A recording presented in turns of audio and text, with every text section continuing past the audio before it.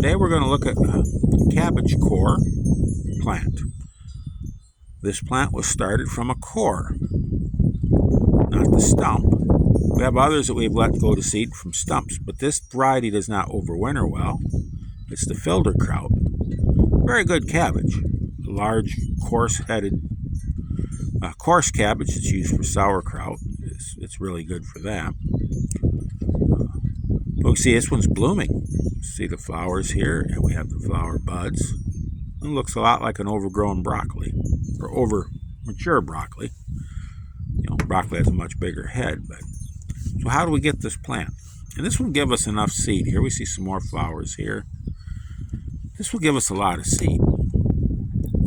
Well, we took our cabbage and we harvested our cabbage. And that cabbage, we removed the leaves without damaging the core from the head.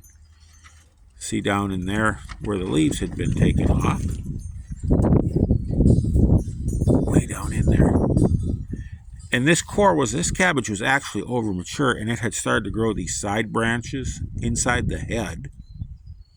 We had busted some of them off too in removing the leaves. You can see how it's corked over on that side branch.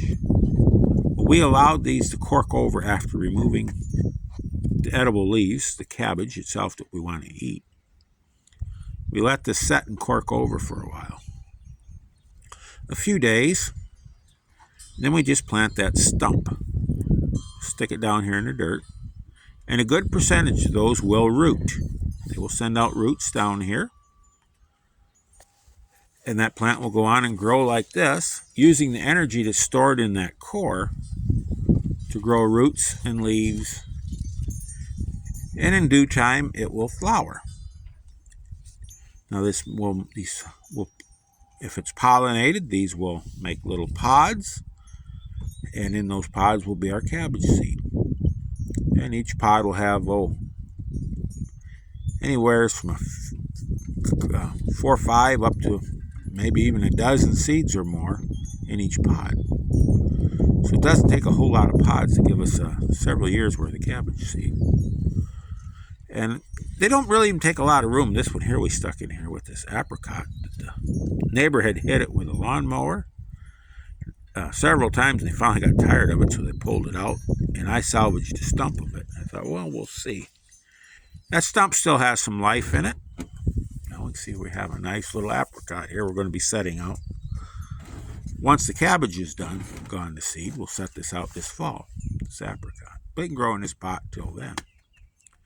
So anyway, with cabbage, we can have our kraut, and we can have our seed too if we follow a few basics.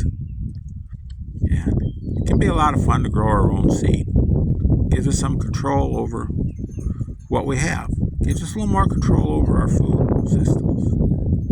So with that, y'all have a wonderful day. Go out there. Get your hands dirty. Have some fun. And above all, keep growing.